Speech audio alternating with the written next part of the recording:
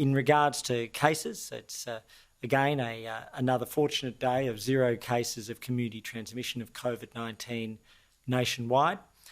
That now makes 58 days this year and 59% of days during the course of 2021. And we are reminded of the global comparison where there has been an extraordinary 668,000 cases worldwide in the last 24 hours and agonisingly over 15,200 lives lost.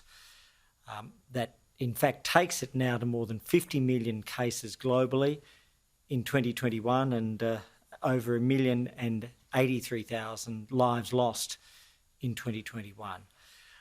We have also reached the 16 million mark for tests, and I want to thank Australians for coming forward continuously.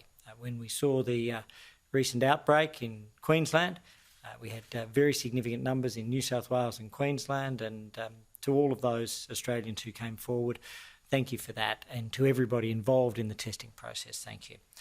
With regards to the vaccination program, Easter Wednesday, as it was yesterday, 75,811 doses of vaccine administered, a national total now of 996,145 doses administered. At the state level, 509,802 doses.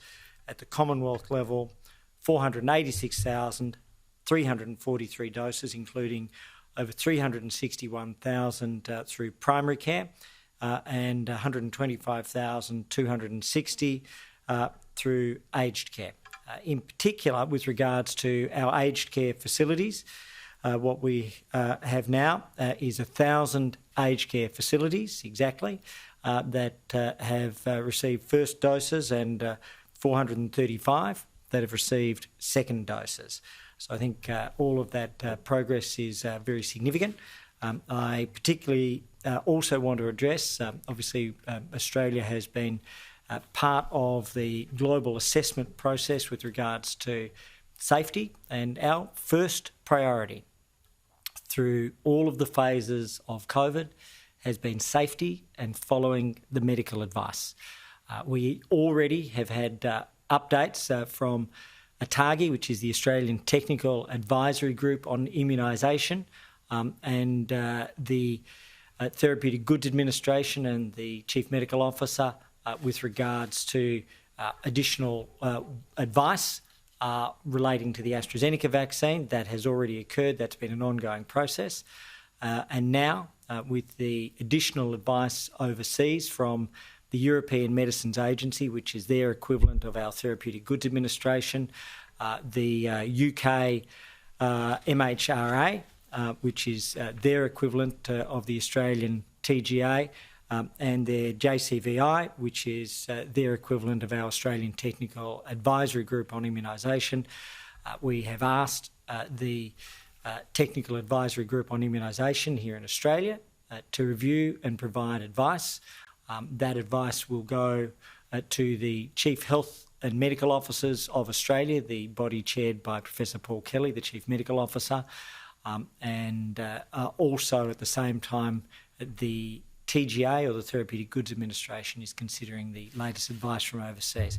That will all come through to government, and as the Prime Minister indicated this morning, that will be discussed at a Health Ministers meeting this evening and National Cabinet with all of the states and territories and their leaders and the Prime Minister tomorrow.